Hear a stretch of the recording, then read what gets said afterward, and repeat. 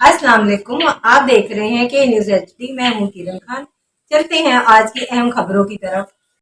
रुक करेंगे रेनाला खुर्द का। जीटी रोड पर वाकया एएमबी मोबाइल शॉप पर चोर ताले तोड़कर लाखों रुपए की मालियत के मोबाइल, लैपटॉप और नकदी लेकर फरार। पुलिस कॉल करने के बावजूद भी कोई कार्रवाई अमल में ना ला सकी।